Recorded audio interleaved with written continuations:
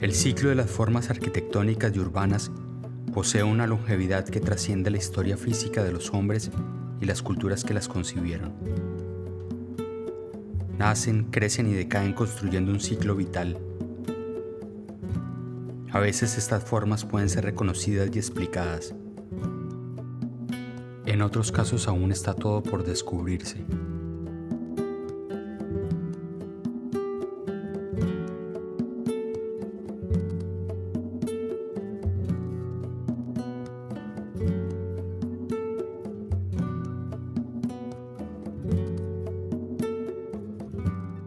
Desde el año 2004 estoy radicado en la Argentina.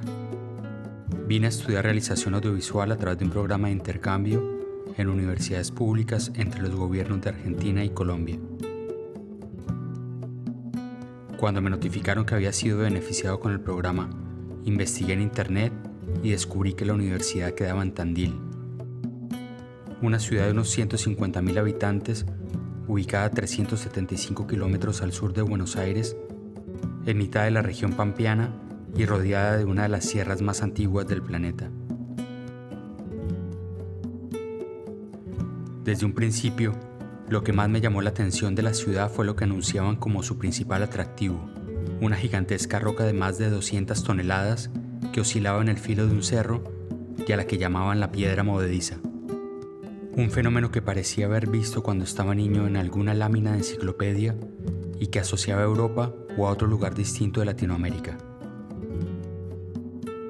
A finales del siglo XIX, Tandil era visitada por miles de personas que viajaban de distintas partes de la Argentina y del mundo para conocer sobre esta y otras piedras de la región e indagar sobre el misterio que encerraban.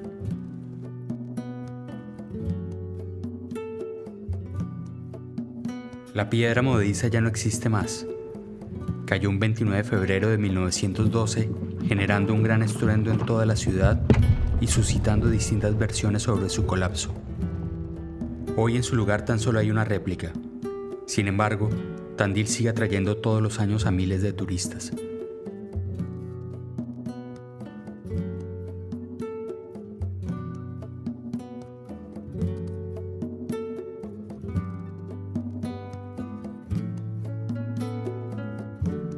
Intuí desde un inicio que la experiencia de vivir en Tandil iba a ser el principio de una larga historia.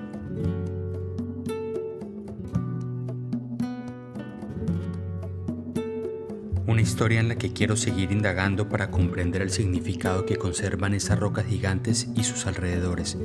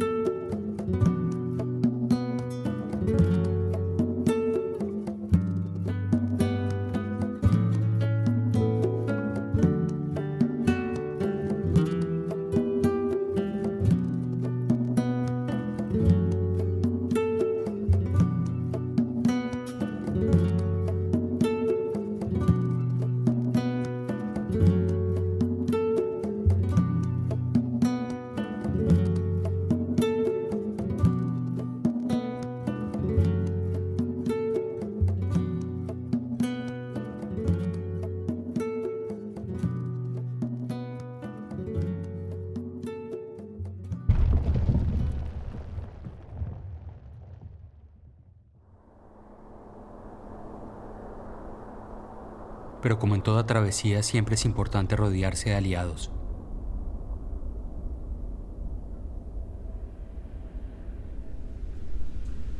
Ahora visito a Dino y a su compañera Lala, dos amigos navegantes de estas sierras.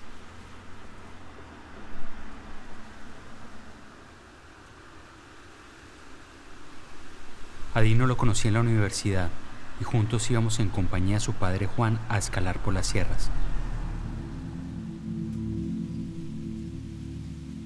Ahora Dino se dedica a la espeleología y a dirigir una industria familiar. Lala es una artista plástica que trabaja con la cerámica.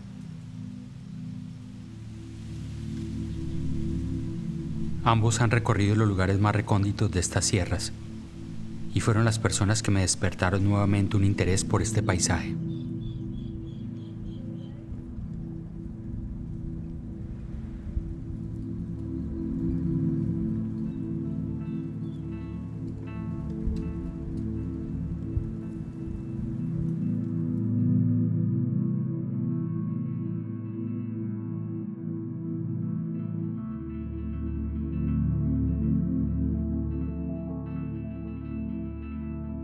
La piedra movediza fue un fenómeno mundialmente conocido que causó la atención y la atracción de mucha gente de diversas partes del mundo que venían a conocerla y la comparaban con otros monumentos importantes. Muchos turistas vinieron, científicos, a analizar, a ver cuál sería el origen de la piedra.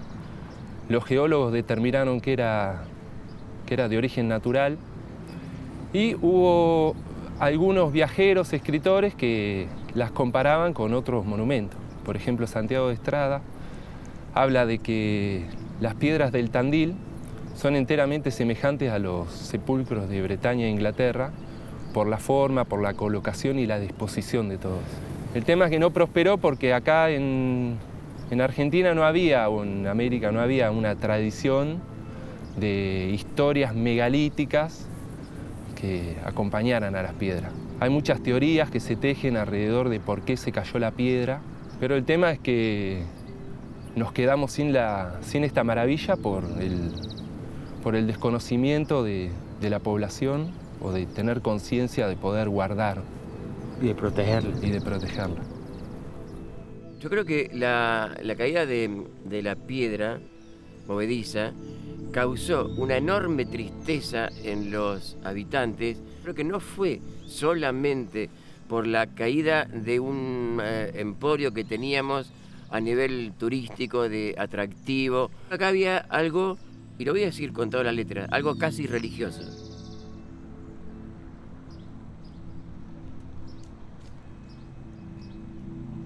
Hace un tiempo de visita en Buenos Aires, Dino me contó de una vieja teoría olvidada que encontró en un libro sobre ciudades y civilizaciones prehistóricas de América, sobre el origen de la piedra movediza y la plataforma donde se encontraba.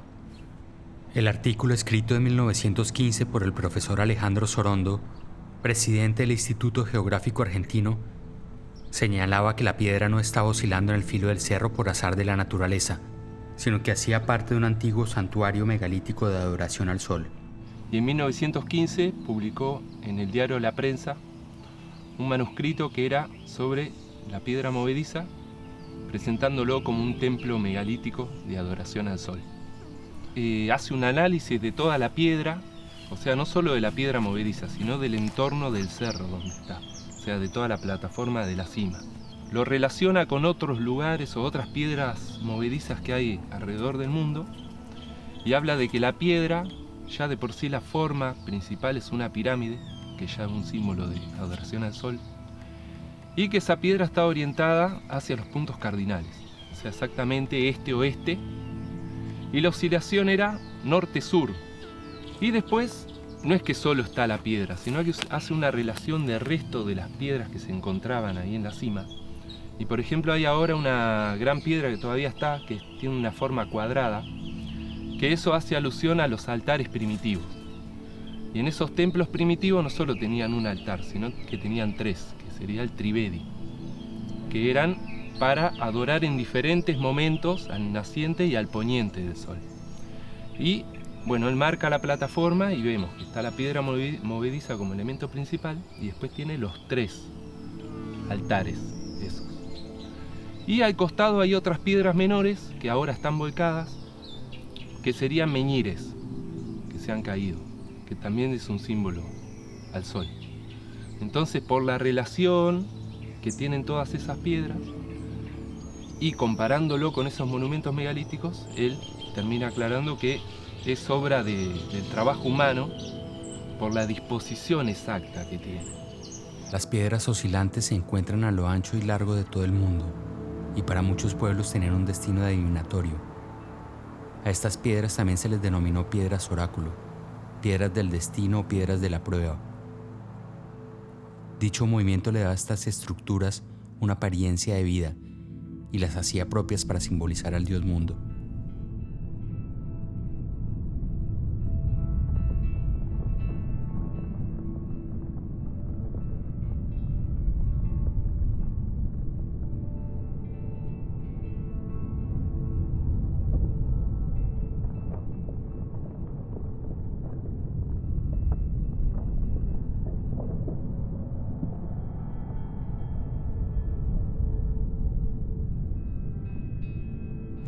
Sí, como dice, derechito está.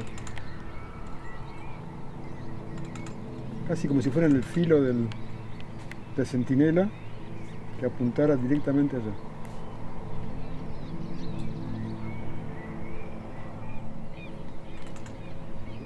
La Sierra de Tandil es un complejo ígneo metamórfico de rocas muy antiguas, con dataciones de 2.400 millones de años en la zona de Balcarce y unos 1.400 millones acá en la zona de Tandil. Este sistema va como si fuera un arco abierto desde Mar del Plata hasta las lomas de Tequillalauquén, que quedan ahí al oeste de Olavarría. 300 kilómetros de largo y un ancho máximo de 60 kilómetros en la zona de acá de Tandil. Básicamente la morfología de la zona son la zona granítica, que es bien típica con bochas, las zonas que son más metamórficas, más de depresiones y todo, son más alargadas, más estiradas, y los cerros típicos de mesa que se ven en Balcarce o en Lobería y que son antiguos niveles de mar porque son sedimentos marinos. Son rocas que se han formado en profundidad y que después han aflorado por los movimientos tectónicos a partir de los 1.000 y pico de millones de años que se produjeron en la zona. Partimos nosotros de Pangea, cuando era el continente único. Hacia ahí comienza la historia de lo que es Tandilia, ¿no? Nosotros estamos unidos a África, por eso la geología nuestra de la zona esta es muy similar a la de Sudáfrica. Tenemos rastros de gente desde hace 7, 8 o 10.000 años. O sea, gente que caminaba por acá. Dino me propone que nos adentremos en las sierras para visitar algunas cuevas y conocer pinturas rupestres hechas por indígenas recolectores y cazadores que habitaron esta tierra mucho antes de la llegada de los españoles. Las pinturas rupestres que visitamos en 2 distintos puntos se caracterizaron por el predominio de formas rectilíneas de color rojo, con una clara tendencia abstracta y de carácter geométrico, algunas de ellas seguramente vinculadas con eventos chamánicos o fenómenos astronómicos. Estos lugares, está plagado de cuevas, ha sido refugio de aquellos primeros pobladores, de aquellas bandas de cazadores-recolectores, que llegaban todavía con algo del deshielo, con situaciones climáticas muy frías, muy destempladas, y que buscaron todo este sistema rocoso para refugiarse. Después van a venir otros pueblos originarios, pero ya estamos hablando de otra antigüedad, ya estamos remontándonos al siglo XVI, XVII, ya ahí tenemos que hablar de otras comunidades, de las primeras comunidades. ¿Y por qué hago la diferencia? Porque ya aquí sí estamos hablando de estudios de documentos históricos. Hay 2 parcialidades, me refiero a serranos y mapuches, que sí estuvieron asentados en esta zona durante muchísimos años.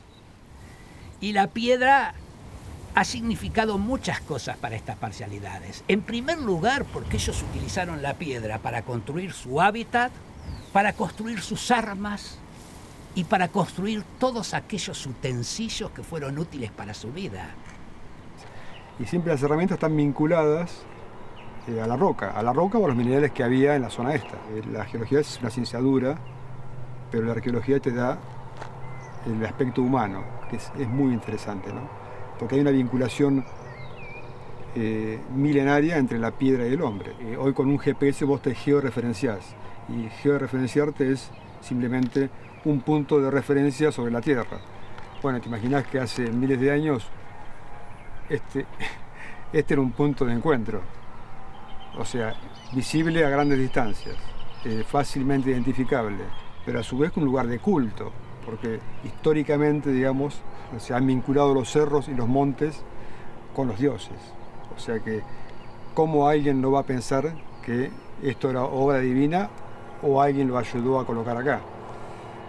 Pero digamos, tanto la movediza como el Centinela o otros lugares que por ahí no conocemos y están en algún lugar, no tengo dudas que constituían lugares de encuentro y de culto, seguramente.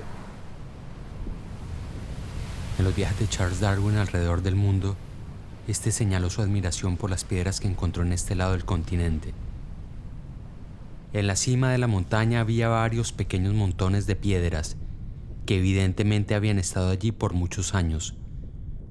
Mi compañero me aseguró que era obra de los indios de época antigua. Los montones eran semejantes a los que se hallan de ordinario en las montañas de Gales, si bien de menores dimensiones. El afán de conmemorar algún acontecimiento con señales puestas en los puntos más altos de una comarca parece haber sido una pasión universal de la humanidad. No conocen nada porque no hay registro, no hay tradiciones orales, no quedó nada acá en la Pampa o acá en la Sierra, a diferencia de otras culturas que todavía sobreviven.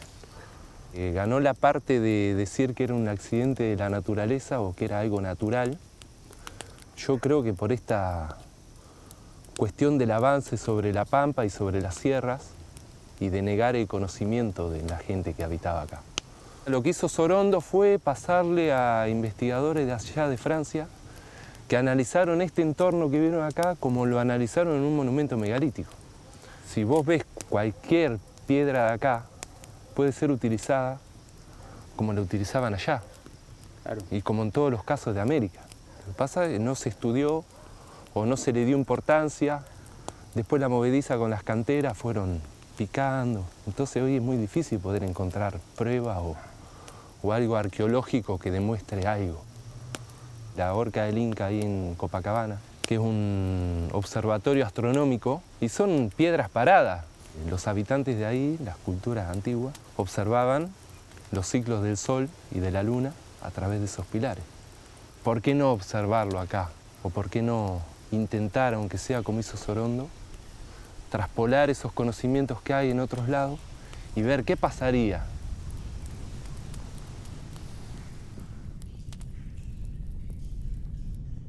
Desde hace unos años, arqueoastrónomos de la provincia de Santa Catarina en Brasil han descubierto en el paisaje de Florianópolis piedras que sirven de marcadores de fenómenos astronómicos.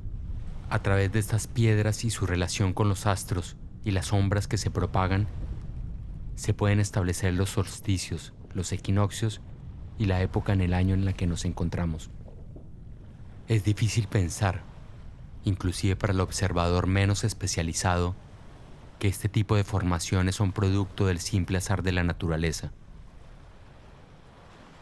Es evidente que algunas de estas piedras fueron puestas sobre otras por medio de una intervención externa, lo que implica el uso de una tecnología aún desconocida por nosotros. El de la Sierra de la Tandilía y el de Florianópolis son dos fenómenos que se repiten y que aparentemente parecen responder a un mismo patrón.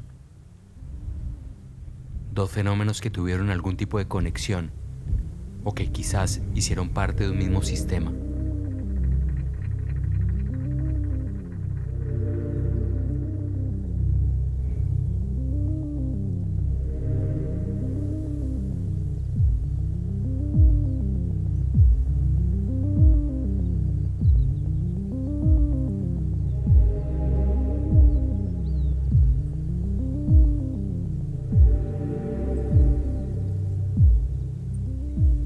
un aficionado en Inglaterra hace varios años, descubrió que muchos pueblitos, iglesias y megalitos que terminaban con la sílaba ley estaban alineados.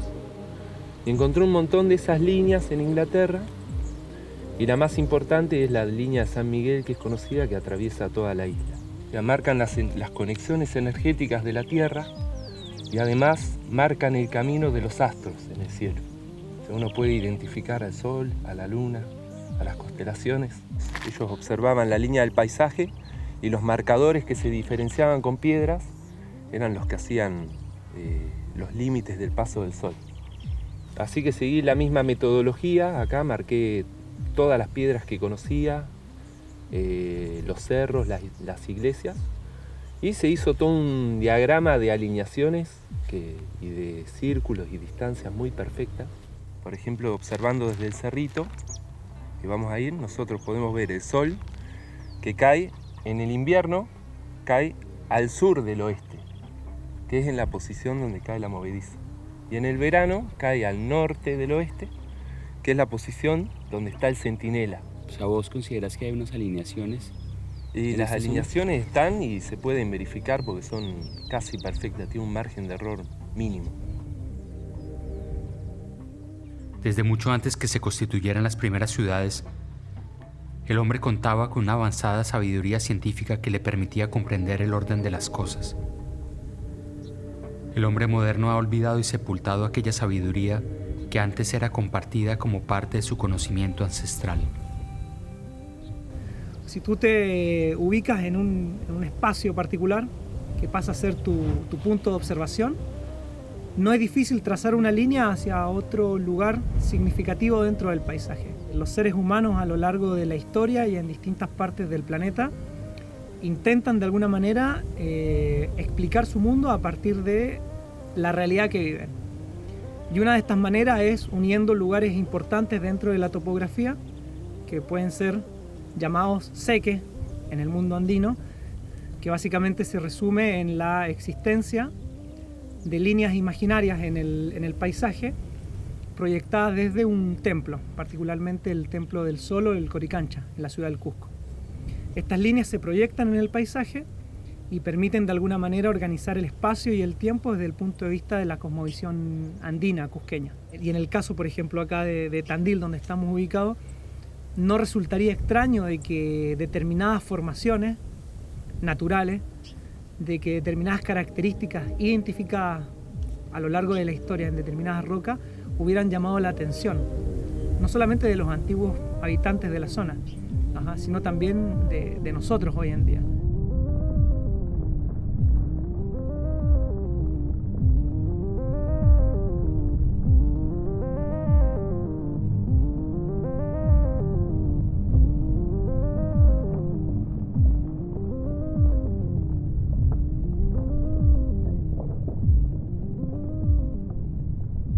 Determinadas formaciones rocosas son marcadas, son visitadas, son veneradas o incluso hoy en día utilizadas desde el punto de vista del turismo moderno.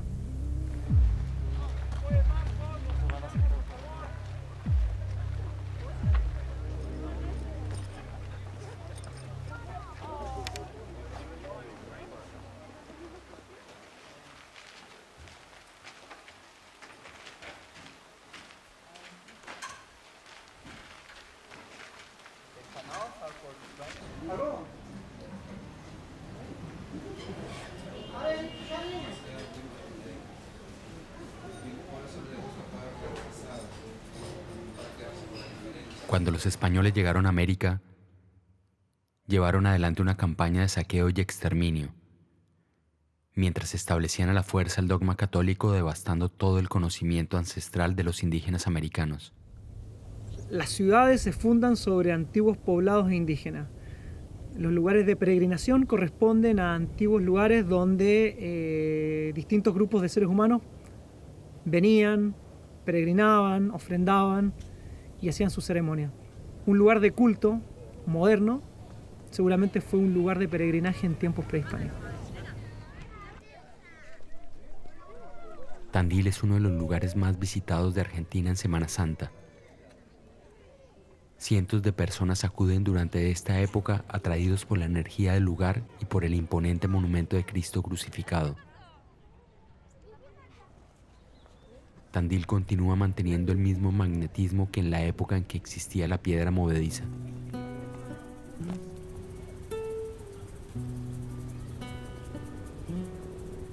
Se funda Tandil violando pactos preexistentes, ¿cierto? Corresponde a la fundación de una fortaleza que se instaló aquí en lo que hoy es el pleno centro de la ciudad para combatir al indio, para correrlo al indio, ¿cierto? Que eran los legítimos y verdaderos dueños ancestralmente de estos territorios. Cuando se habla del indio salvaje, de los malones y demás, muchas veces no se tiene en cuenta que los primeros que violaron los pactos que estaban debidamente firmados fueron justamente los militares de la época, los gobernantes de la época, los terratenientes de la época, que en forma conjunta violan esos pactos. Y era un indio manso, ¿cierto? Lo que pasa es que yo creo que hay una historia oficial que es la que obviamente defiende al conquistador, vamos a llamarle, y una historia que se está todavía reelaborando y que es la que yo creo y considero y la que yo trato de basarme, en donde realmente en esa nueva historia vemos que no era ni tan salvaje, ni tan malo, ni tan perverso el indio, sino que en muchísimos casos, por no decir casi todos, fue exactamente al revés. El perverso, el malo, hasta diría el salvaje, fue lo que ellos llamaban el huinca, o sea, el hombre blanco. Quizás aún no se le ha prestado la suficiente atención a muchos de los cuerpolíticos del paisaje serrano, y se considera a estos como una mera casualidad de la naturaleza. Tal vez podamos encontrar indicios de la relación de estas piedras con las antiguas civilizaciones que habitaron esta parte del planeta. Siempre tuve la extraña sensación de que había algo más en estas sierras que aún no había sido narrado, como si hubiera una aura especial que envuelve este paisaje.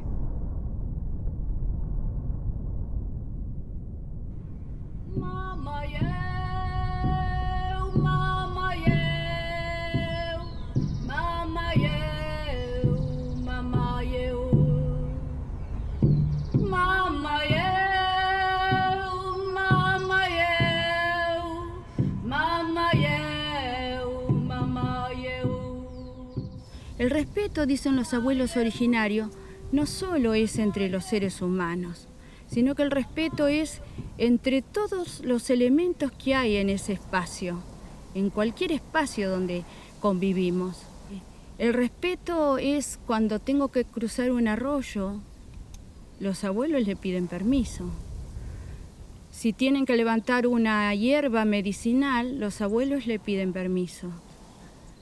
Agradecemos la luz del sol, porque gracias al sol todo vive.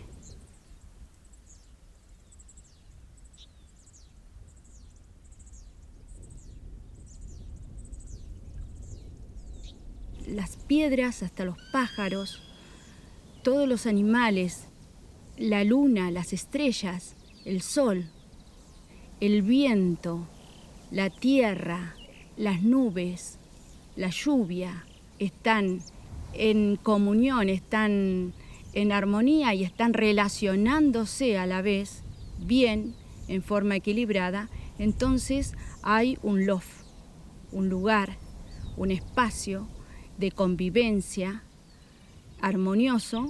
Solían las mujeres levantarse temprano antes de que amanezca y se iban hacia un lugar donde podían observar plenamente la salida del sol, y ahí se cantaban los tayiles. Los tayiles son canciones sagradas. Los tayiles son oraciones a los elementos. Los mapuches hacían estudio de la cosmogonía. Eso se refleja en el cultrún. En el cultrún, que en su parche tiene dibujado los puntos cardinales.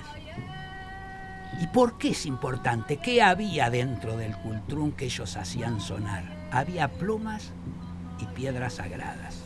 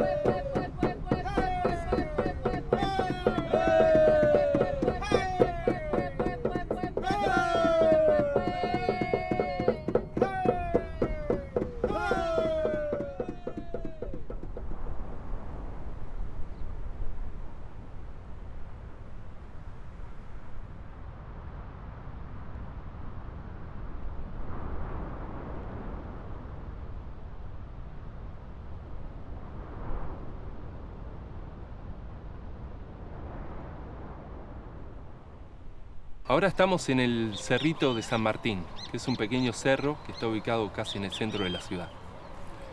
Este lugar es uno de los 3 principales puntos de observación y los más importantes de estas alineaciones. Los puntos serían acá el Cerrito, la Movediza y el Centinela. Estos 3 puntos forman un triángulo equilátero perfecto y está orientado exactamente a las puestas de sol. Es decir, que nosotros desde este punto podemos observar en el solsticio de invierno, el 21 de junio, que el sol cae exactamente detrás de la Movediza.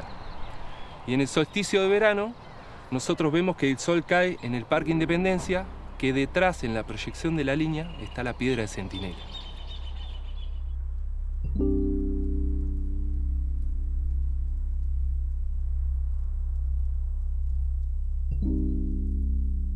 Si es posible evidenciar este fenómeno como lo señala Dino, me resulta difícil considerarlo como el resultado del simple azar de la naturaleza.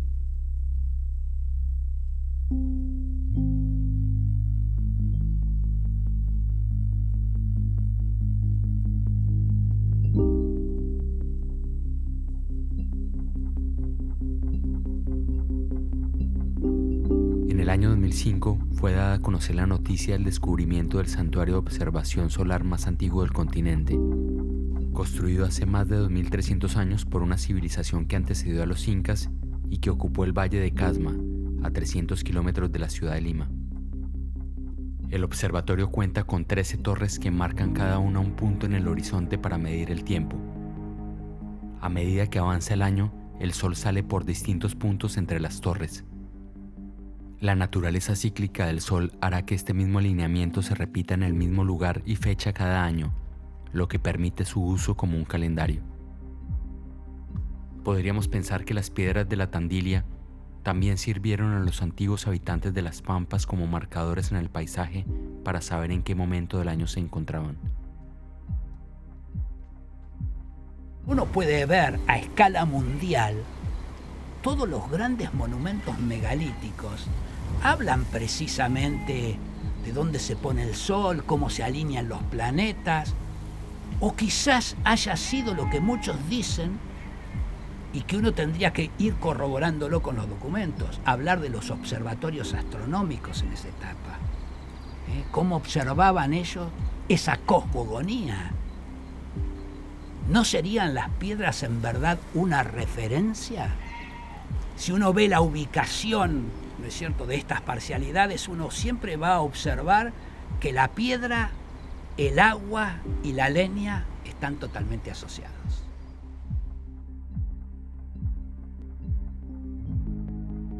Ahora me encuentro en el cerrito en el solsticio de invierno para comprobar el fenómeno que señala Dino.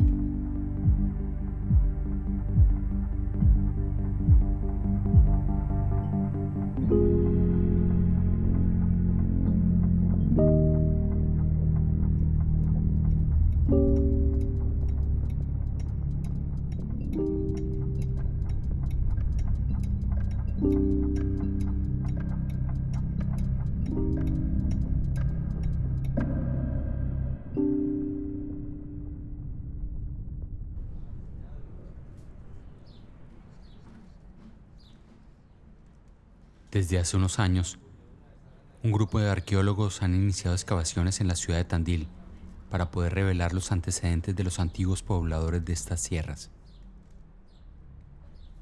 Trabajamos con la idea de poder investigar todo lo que es, digamos, todos estos sitios de contacto de pueblos originarios y eurocriollos, y de ahí, bueno, surge la idea de excavar el Fuerte Independencia de Tandil, ¿no? Se hace por cuadrículas, son espacios reducidos donde se excava con cucharín y pincel. Se llaman campañas arqueológicas que se hacen, digamos, se trabaja todo el día y durante por ahí una semana o dos. Lo que se hace después es se para de trabajar, todo el material que se recupera se lo lleva al laboratorio y en función de lo que aparece en el registro arqueológico, que es como lo llamamos, se vuelven a hacer otras nuevas campañas, ¿no? Otras nuevas excavaciones. Para un arqueólogo o para un investigador lo más interesante es poder esas cosas que encuentra, poderlas analizar y poder, contar algo de esos materiales, ¿no? Los materiales de por sí no hablan, pero si uno se los puede interpretar, los puede analizar, podemos ver esto, ¿no? Todo este tema del intercambio, de cómo se fueron dando los cambios culturales de la sociedad. Aún es poco lo que se ha podido desentrañar porque es una investigación que conlleva años de trabajo. Pero quizás en un tiempo podamos obtener más pistas que nos permitan develar algunas incógnitas sobre los antiguos habitantes de estas tierras y su cultura. Tandil es una ciudad que se la ha explorado muy poco, lamentablemente, a nivel de la arqueología y la antropología. Falta mucho, me parece falta hacer mucha investigación arqueológica sobre eso, ¿no? Sobre estos lugares que tienen mucha carga energética. Nosotros tenemos que, desde el punto de vista de la ubicación a través del GPS o de un dron o satelitalmente, tenemos la posibilidad de vincular puntos con otros y empezar a trazar líneas, prolongar líneas. Es como si fuera Nazca, o sea, Nazca, hasta que alguien no voló, no sabían de qué se trataba. Bueno, el día que alguien tuvo la posibilidad de elevarse y ver, dijo, bueno, esto es otra cosa. Creo que esto es lo mismo. Me parece que falta investigar y buscar más cosas que se conecten entre sí, ¿no? En el año 2015 se realizaron nuevos estudios sobre el mítico Stonehenge, con un sistema que permite extraer una nube de puntos del terreno para después realizar lecturas sobre las formas del relieve. Los arqueólogos se sorprendieron al encontrar un enorme círculo de 500 metros de diámetro cerca del monumento megalítico. Lo llamaron Superhenge y está constituido por pozos donde al parecer se apilaron postes de madera de manera horizontal de hasta 4 metros de altura. El descubrimiento despertó aún mayores inquietudes y evidenció lo poco que aún se sabe al respecto.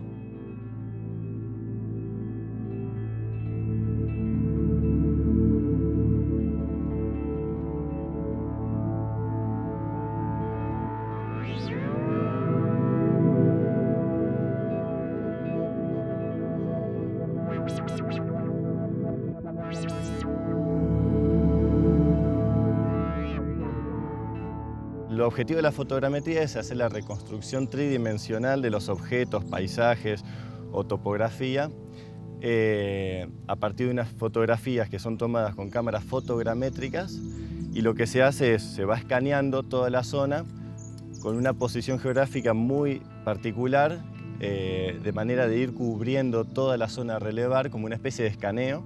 La idea es, a partir de todas las fotografías calibradas, buscar puntos en común. Se genera una nube de puntos tridimensional que después es la representación topográfica de la zona. Y en este caso, se pueden ver los patrones de la topografía que estamos tratando de relevar acá en la movediza. Inmensa la cantidad de cosas que se puede hacer. En una de ellas es hacer la simulación de la posición del Sol. Entonces lo que va a hacer esto es ver cómo se van proyectando las sombras a diferentes tiempos del día, como también a diferentes etapas del año. Esta técnica es relativamente nueva y son pocas las experiencias en materia arqueológica en la Argentina. La nube de puntos que arrojó el registro fotogramétrico nos permite revelar aspectos topográficos y también generar un modelo de 3D con textura del cerro. Este modelo nos permite revisar con mayor detenimiento todas las estructuras presentes. Podemos observar la actual réplica de la piedra movediza y la plataforma elíptica. Aún podemos evidenciar el altar del que nos habla Sorondo y también otras piedras caídas que constituyeron el santuario megalítico, que hoy pasan desapercibidas para los visitantes. También se puede observar la antigua piedra movediza, que yace a la ladera del cerro.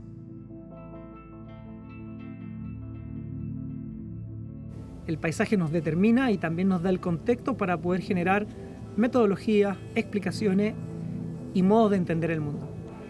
Ningún paisaje es inerte, ningún paisaje es ajeno a las relaciones sociales.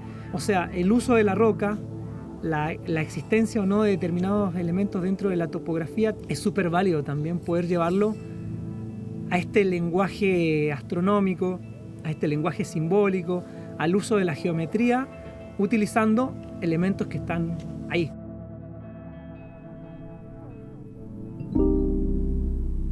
El sol y la luna eran marido y mujer, dos dioses gigantes, tan buenos y generosos como enormes eran.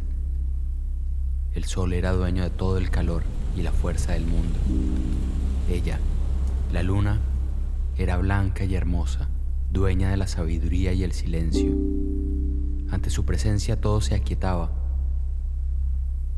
Pero los dioses se cansaron de estar solos y poblaron de peces las aguas y de otros animales la tierra. Entonces fue cuando pensaron que alguien debía cuidar esos preciosos campos y crearon a sus hijos, los hombres. Los indios se sentían protegidos por sus dioses y les bastaba mirar al cielo para saber que ellos estaban siempre allí enviándoles sus maravillosos dones. Un día vieron que el sol empezaba a palidecer. Pronto se dieron cuenta que un gigantesco puma alado acosaba por la inmensidad de los cielos al bondadoso sol. Los más valientes y hábiles guerreros se reunieron y empezaron a arrojar sus flechas al intruso que se atrevía a molestar al sol. Por fin uno dio en el blanco y el animal cayó muerto atravesado por la flecha, que entraba por el vientre y salía por el lomo. Estremecía toda la pampa los rugidos del moribundo animal. Entonces salió la luna. Vio al puma allá abajo, tendido y rugiendo. Compadecida quiso acabar con su agonía y empezó a arrojarle piedras para ultimarlo. Tantas y tan enormes que se fueron amontonando sobre el cuerpo hasta cubrirlo totalmente. Tantas y tan enormes que formaron sobre la llanura una sierra, la Sierra de Tandil. La última piedra que arrojó cayó sobre la punta de la flecha que todavía asomaba, y allí se quedó clavada.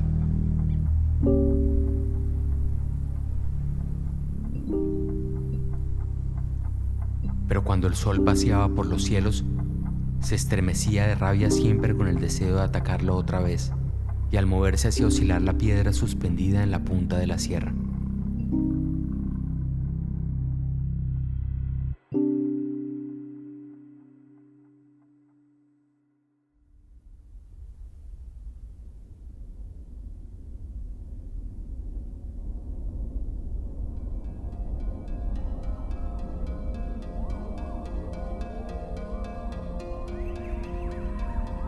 La historia nos ha enseñado que nuestros antepasados vivían en la ignorancia rodeados en supersticiones y que carecían de nuestra avanzada inteligencia científica.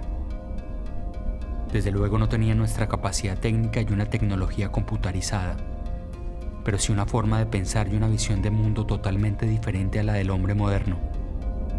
Nos engañamos y consideramos que nuestra inteligencia es superior a la de nuestros antepasados. Aún hoy nos sigue sorprendiendo la precisión con la que fue diseñado el calendario maya y construidas las pirámides y algunos monumentos precolombinos.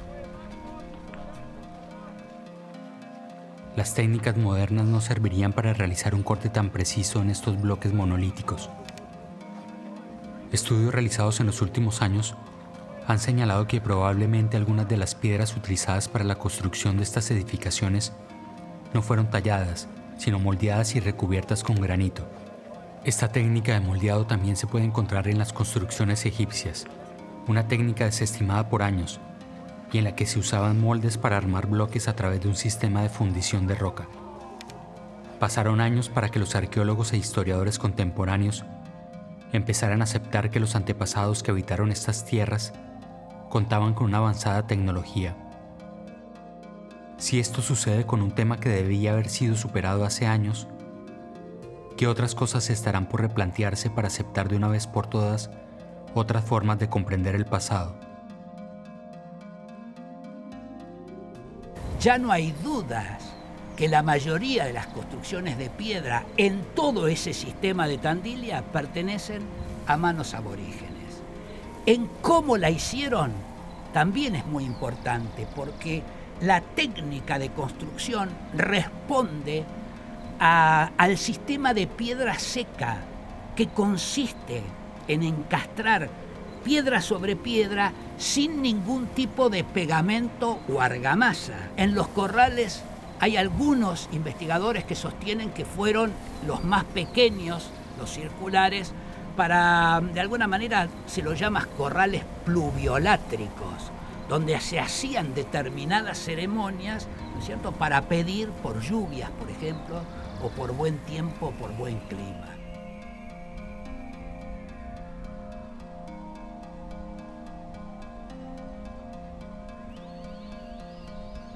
La piedra fue para ellos algo que estaba más allá de lo humano. ¿Por qué? Porque la reverenciaron. Porque precisamente esa parcialidad mapuche, a cada piedra que afloró en el territorio, le fue dando un significado en especial. Y creo que Tandil, con ese monumento megalítico tan importante, tiene que ver con eso, con esa fuerza, con ese respeto, con esa permanencia. La piedra fue para esos primeros pueblos originarios como algo incorruptible, como algo que permanece en el tiempo. Y creo que por eso fue reverenciada. Y esto lo dice muy bien Mircea Eliade en sus estudios sobre las religiones, todo el significado que trajo la piedra no solamente para esta comunidad, sino a escala mundial. Está más allá de lo humano. La piedra es.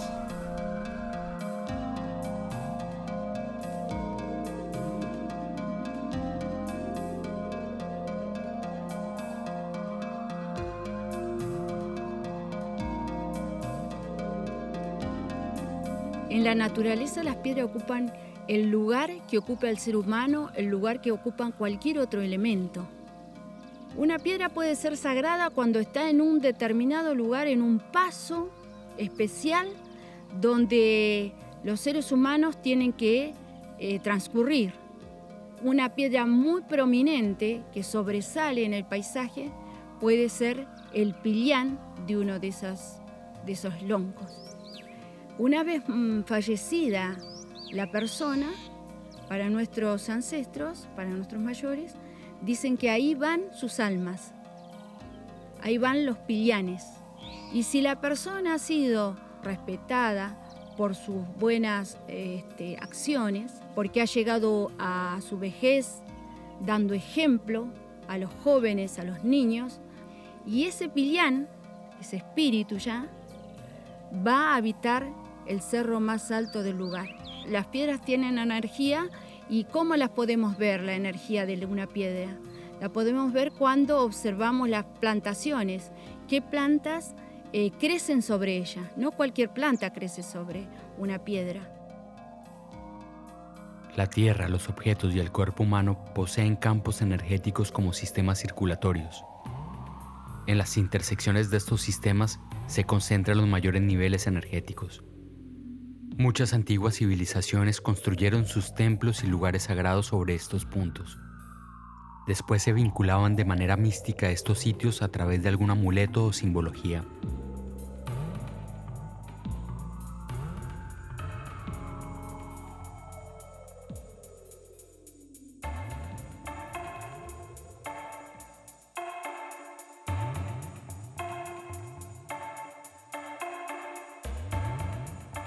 No es lo mismo ver el mundo así como lo vemos con los ojos de todos los días y verlo desde un punto de vista energético. Cuando uno lo ve desde un punto de vista energético cambia toda la realidad, porque uno ya no ve, por ejemplo, el mundo como algo simplemente material, lo ve como algo que tiene vida propia, individualidad. Más arriba, ¿cómo andamos? Bueno, acá ya podemos anotar algo, que la energía es fuerte y muy pareja. En todo el sector. En todo el sector este.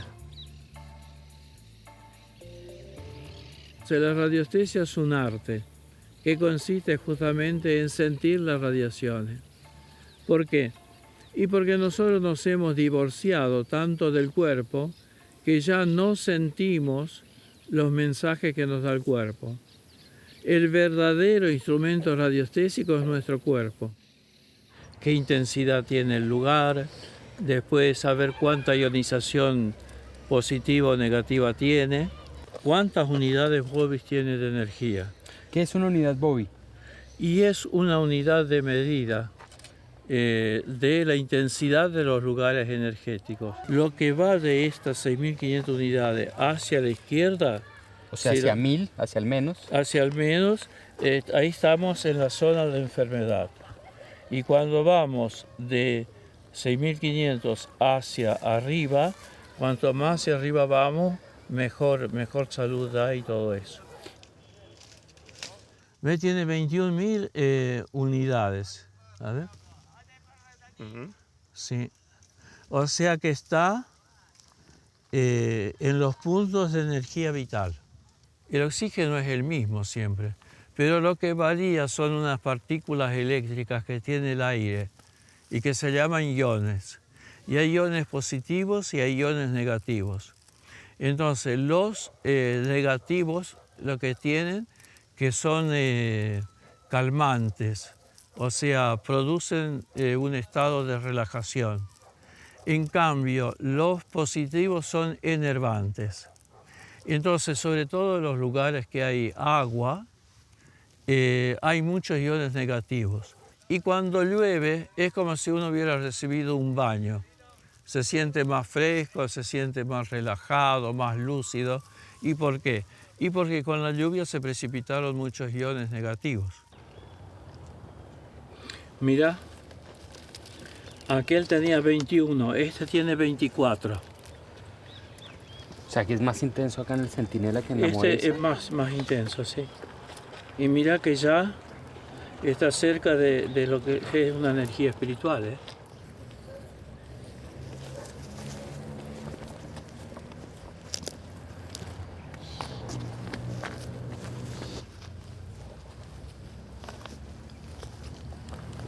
Fíjate, mira cómo se vino. Sí. Cuando esté cambiando, díganos. Sí. Ahí. ¿Ves? Sí. Que pegó toda la vuelta. ¿Se ha encontrado con gente escéptica con respecto a lo que vos haces?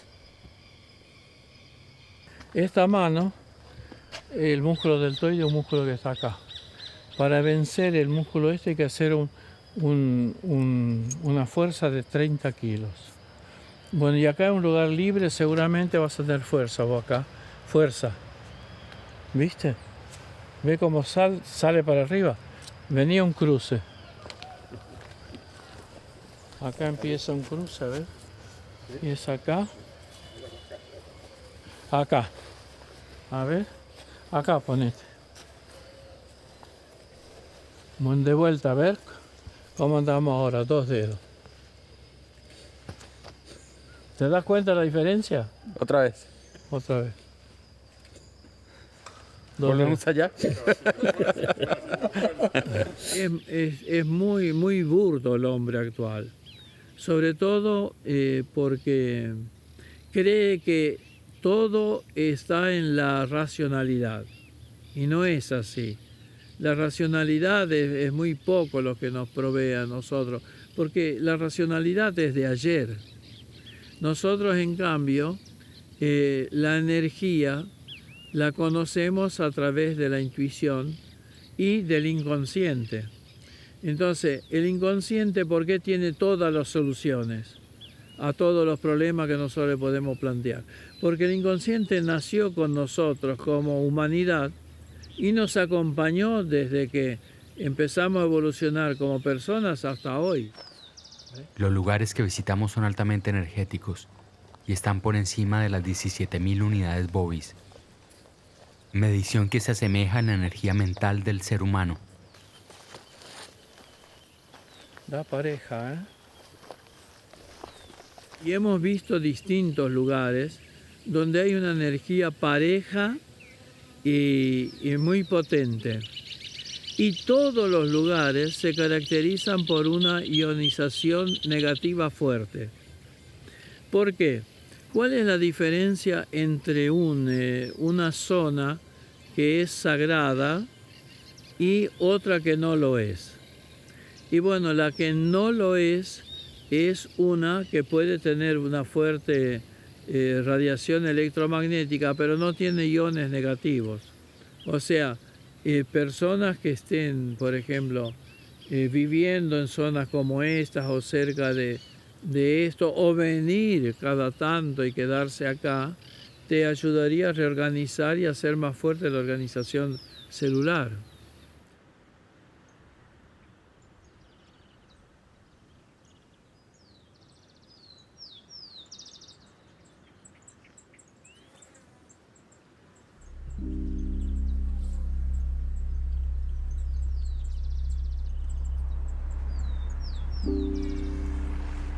Pero en el entramado de líneas que Dino trazó, no solo aparecen puntos del paisaje serrano, también aparecen edificaciones construidas en Tandil a finales del siglo XIX y principios del XX, por importantes personalidades de la ciudad. Estos edificios también integran las geometrías trazadas por Dino. ¿Por qué aparecen en estas alineaciones lugares modernos, si es solo natural? ¿De por qué el hombre realizó esas construcciones en esas líneas? Yo creo que podría haber algo, o una piedra, o por ejemplo el Fuerte Independencia es una loma entre dos valles y está construido al igual que el Cusco, que es entre dos vallecitos de río, formaron ahí la ciudad. Lo mismo que en el Xincal, son los paisajes estos rituales que construían los incas. Entonces, siguiendo las ideas de que estas líneas podrían haber sido usadas para observar el cielo y formar algún tipo de calendario solar o lunar, es posible que estas serie de alineaciones estén relacionadas con esa observación del sol o de la luna. Nuestro universo continúa en expansión. El hombre y todos los elementos de la naturaleza contienen universos resumidos que replican un patrón geométrico. La unidad se extiende por igual, en el cosmos o en la partícula más subatómica. Como es arriba, es abajo.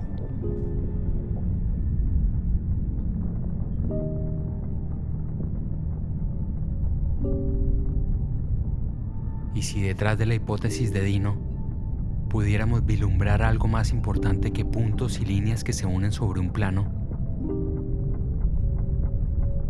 quizás la existencia de un patrón que se replica en la naturaleza y que se extiende desde la partícula más microscópica hasta la más grande.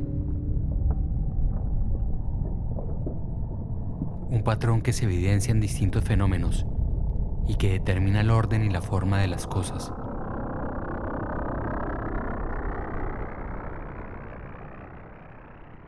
Durante siglos, distintas civilizaciones establecieron la posible existencia de una geometría sagrada que reglaba el orden del universo. Muchas de esas civilizaciones y sociedades atesoraron ese conocimiento y lo protegieron de manera codificada. Quienes tenían acceso a ese código podían tener un entendimiento más claro del funcionamiento de las leyes del universo. En la isla de Bornholm, en Dinamarca, un santuario templario en mitad del mar Báltico, fueron construidas una serie de 15 iglesias redondas donde se almacenaban armas y otros elementos para enfrentar las guerras santas. Lo que sorprende de Bornholm, y que aún sigue siendo motivo de múltiples conjeturas, es que las iglesias estaban construidas y alineadas entre sí, formando un sistema que al parecer esconde un código que atesora un conocimiento sagrado. Si trazamos líneas entre las iglesias, se forma una estrella de 5 puntas sobre el terreno de la isla. Las alineaciones que se forman tienen mayor margen de error que las que plantea Dino en su hipótesis sobre el paisaje serrano. Detrás de estas geometrías pareciera haber un orden, y no una aparente aleatoriedad.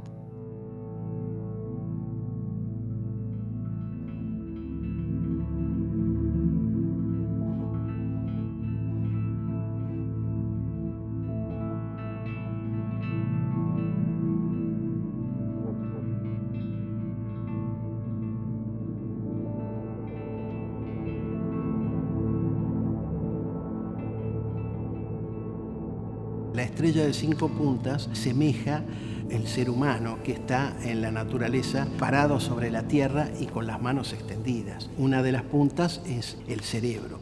La masonería es un poco el producto de todas las viejas escuelas iniciáticas de la antigüedad, que fueron un poco las creadoras del conocimiento humano. Festejamos los solsticios, festejamos los equinoccios con reuniones especiales y hasta con comidas especiales. Nosotros, por ejemplo, en nuestros rituales le aconsejamos a nuestros hermanos que traten de imitar a Febo, que se levanta en Oriente pero esparce por igual toda su luz, es decir, el principio de igualdad que se toma de la naturaleza. En aquel tiempo los arquitectos que eran masones construían de esa manera, ¿no es cierto? Hacían el plano y el plano era un templo masónico y luego se transformaba en ciudad.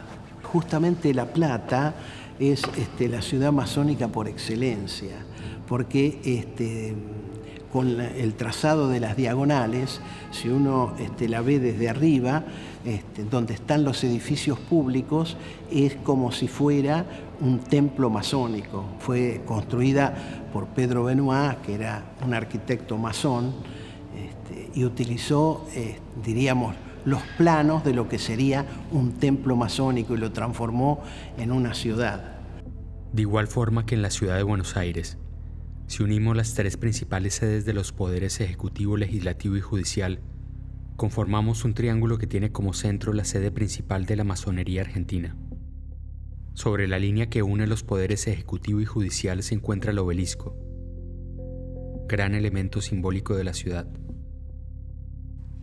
La ciudad de Tandil también pudo estar construida bajo estos preceptos masónicos. En los últimos años se viene afianzando esta teoría entre investigadores e historiadores de la ciudad. Martín Rodríguez, político que fue gobernador de la provincia de Buenos Aires y fundador de Tandil, fue miembro activo de los masones. Ramón Santamarina, hacendado y uno de los personajes más importantes de la ciudad a finales del siglo XIX, también hizo parte de la logia masónica. Algunos edificios, como la Capilla Ramón II y el Hospital Municipal, fueron construidos por la familia Santamarina sobre las geometrías que señala Dino. Si trazamos un círculo desde el Fuerte Independencia con el radio a la Capilla Ramón II, nos da también uno de los vórtices del Cerro Venado, y si desde la Capilla San Ramón apuntamos derechito al Hospital Santa Marina y proyectamos esas líneas en ese círculo, nos da una estrella de 5 puntas, que la punta principal es la Capilla Ramón Santa Marina. Claro. La estrella de 5 puntas, el ser humano. Sí, relacionado. Está bueno esto, Antes del suicidio de Ramón Santamarina, Este compró el terreno donde se encuentra la piedra movediza para donarlo a Tandil y evitar que se convirtiera en cantera. No sabemos si con ánimo de protegerla para la ciudad o porque albergaba de pronto una simbología especial. El valor ético es la piedra angular de la masonería. Y como vemos, siempre hablamos de piedras. Cuando uno ingresa a la masonería, viene del mundo profano, que decimos, ¿no? Viene de la calle y es una piedra en bruto. Y aquí, con el mazo y el cincel, tenemos que tratar de burilarnos nosotros, de hacernos mejores personas. Es decir, que esa piedra bruta sea una piedra cúbica, piramidal, al fin de nuestros días. Ricardo Rojas, escritor, docente y periodista argentino, escribió al día siguiente de la caída de la piedra movediza una crónica sobre el suceso para el diario La Nación. Yo estaba ayer en el Tandil cuando, al atardecer, el pueblo entero se conmovió al rumor de que la piedra que dio fama y espíritu a la ciudad pampeana habíase, de pronto, derrumbado falda abajo del solio del misterio donde por tanto tiempo la admiraron. El estupor de las grandes catástrofes colectivas, un estupor incrédulo y fatal, cundió en el alma de la muchedumbre emocionada. Voló de labio en labio la insólita noticia. Deteníanse los transeúntes para comunicarla. La piedra movediza del Tandil no era un fenómeno único en la Tierra. Se habla de otras análogas, según lo he recordado, en Bretaña, Escandinavia, Irlanda, Persia, la India. Su peligroso equilibrio en alturas abruptas o planos de inminente caída es posición demasiado singular para que, viéndola repetida, la consideremos creada por la ciega casualidad de los elementos. El indio adoraba la piedra, el indio cuidaba la piedra mejor que lo cuidaron después los gobernantes, porque los gobernantes de la época permitieron, cuando llega el tren, 1883, permitieron que las primeras canteras se instalen a apenas 1000 metros de distancia respecto de la piedra, cosa que fue un crimen realmente permitir eso. El ruido sistemático provoca estrés. En este caso, temblores también por los barrenos a apenas 1000 metros. Llega un momento en que la piedra no quiere saber más nada, se enloquece de tanto estrés y se tira. Es una metáfora, es una metáfora, pero es una digna metáfora para aquellos que creemos que la instalación de las canteras a tan pocos metros influyó en forma tal vez no decisiva, pero para mí influyó notoriamente en la caída.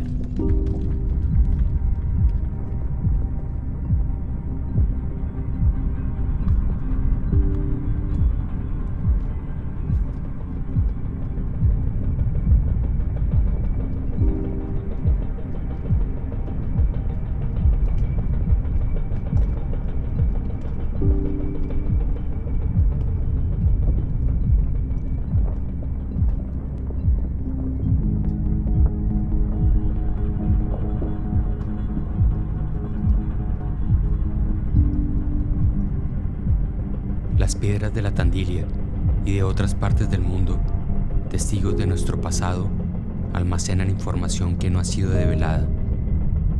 Es importante evitar su destrucción para indagar y dialogar sobre el conocimiento que aún conservan.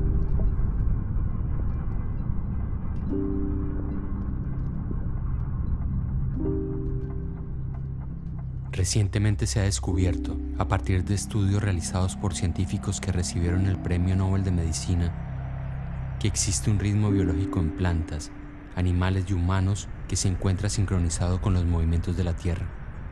La confirmación de que hay un reloj biológico pone al ser humano en consonancia con el resto de las fuerzas del universo. Aún se debate cómo muchas de estas piedras han logrado llegar hasta ahí, y porque suelen guardar entre ellas una aparente relación, indistintamente del lugar en el mundo en el que aparecen. Para algunas civilizaciones, estas estructuras tenían una connotación científica, artística y religiosa. Otras teorías señalan la posibilidad de que una civilización megalítica, aún desconocida, pudiera haber tenido influencia en gran parte del mundo.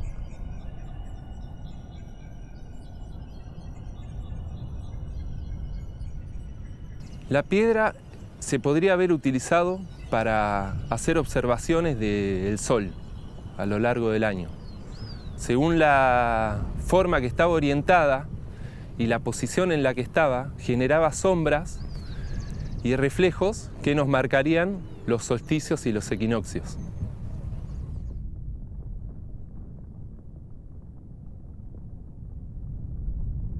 Revisando el artículo de Sorondo sobre la piedra movediza, me encontré con un extracto que me llamó la atención y que reforzaría el carácter sagrado de la plataforma. En efecto, mirando al norte, si se examinan los dos bloques acolados que se levantan a la derecha, se nota sobre el primero la figura de un león esculpida en el granito, representando la cima del bloque del cráneo. Aunque sensiblemente destrozados por el tiempo, los ojos en relieve, el hocico y los labios son perfectamente fáciles todavía de reconocer. Repasando algunas fotos antiguas, pude descubrir una figura que al parecer tiene una clara forma felina. En el antiguo Egipto, el león era un animal sagrado vinculado al sol. Quizás lo que vieron Sorondo y otros investigadores no fue un león, sino la figura de un puma, un animal vinculado a la leyenda de la piedra movediza, o quizás también la cara de una indígena, o la que nosotros queramos.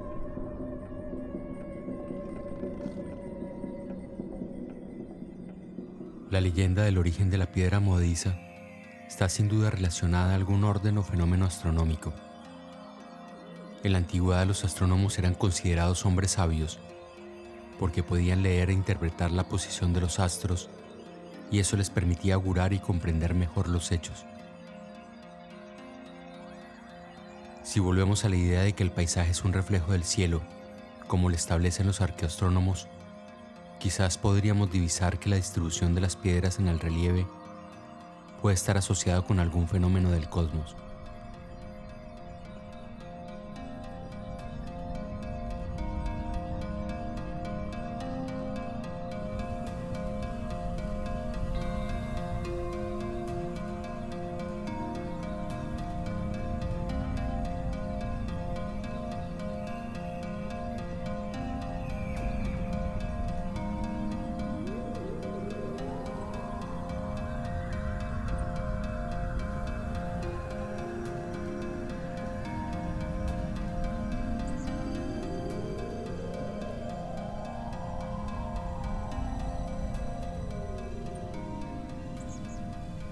No tiene que ver con algo en lo personal, digo, con algo natural. Acá hay una fuerza más grande. Cuando digo que yo no soy un entendido en el tema, pero cuando digo que nos provoca o nos da energía, es como que en contacto con las rocas, con estas rocas, uno cobra fuerzas. La piedra tiene una fuerza, algo que nos trasciende, que nosotros no podemos descubrir y buscamos. Las formas que tienen, ¿no? ¿Qué tuvo esa piedra majestuosa que el aborigen cuando la veía hablaba y decía Tandil, Tandil, Tandil? Esa fuerza. Tandil es piedra. Esta ciudad no sería, esta es la ciudad de las sierras. O sea que ese símbolo, y esto es una opinión muy personal, ese símbolo fue trascendente a los tiempos históricos y nació de esas raíces donde el aborigen de alguna manera adoró esa piedra hasta nuestros días. Cuando a nosotros nos preguntan y viajamos, siempre nos preguntan, ¿la piedra se cayó o todavía está, ¿cierto?, puesta por desconocimiento? Y siempre dije, no importa que la piedra esté allí en lo alto o esté caída, lo importante es saber qué significa para nosotros esa piedra y por qué sigue siendo el símbolo identitario de todos los tandilenses. Hay mucho de poético en la naturaleza, en su movimiento cíclico, en su ritmo, en el misterio de lo que nace y lo que declina, en la belleza de la sincronía universal que nos hace parte de un todo.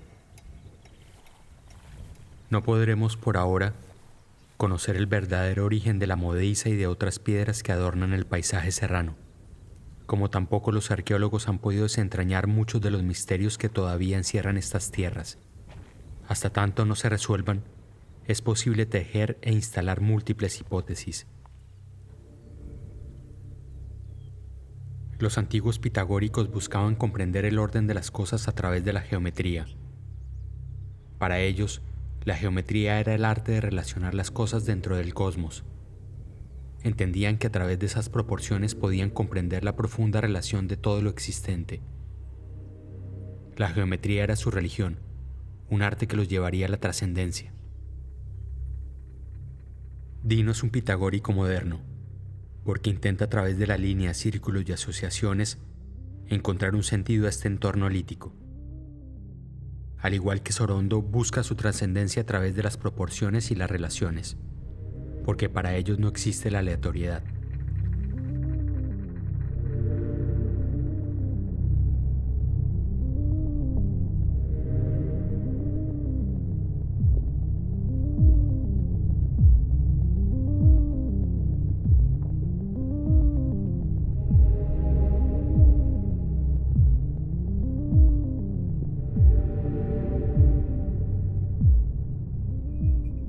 Mirando nuevamente estas sierras, me doy cuenta con mayor claridad que el motivo de este viaje no estaba relacionado con develar un misterio, sino en hacer un recorrido para conocer mejor la naturaleza y algunas cuestiones humanas, aspectos que los antiguos pobladores de estas tierras seguramente comprendieron con mayor claridad.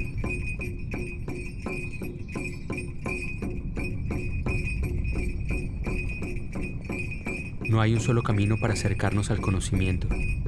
Tenemos que llegar a él a través de distintas vías. Es un proceso inagotable donde es posible tejer distintas relaciones y nuevas narrativas. Desde los antiguos griegos hemos sido presos de un pensamiento racionalista que avasalla el poder de la imaginería y de las pulsiones. Regresar al interior de la caverna para observar las sombras que se proyectan allí nos permitirá reencontrarnos con los mitos y los relatos de las culturas que nos antecedieron.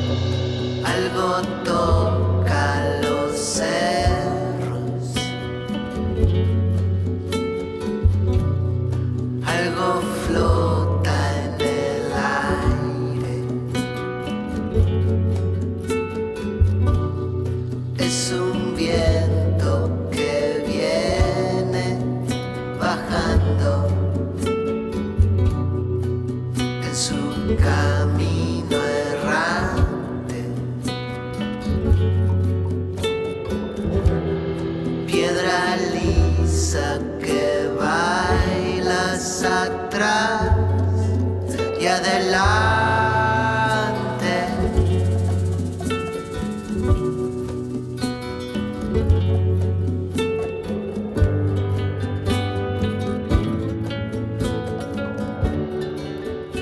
Es todo fractal de fractales. Y toda la construcción desde que nació la idea y cómo se fueron sumando todos y va creciendo. Y todo lo que me gusta a mí, que cada uno absorbe según sus conocimientos, este conocimiento, y le aplica su mirada y sus propios conocimientos para poder transmitir esta idea. O sea, desde cómo contar la historia, de cómo hacer el diseño, cómo sacar las fotos, cómo hacer la cámara. Cómo en ese orden se puede planificar una producción, cómo todos suman desde su hacer diario a que esto salga. Eso es maravilloso, ¿no? Y se está medio logrando. Está funcionando, está funcionando.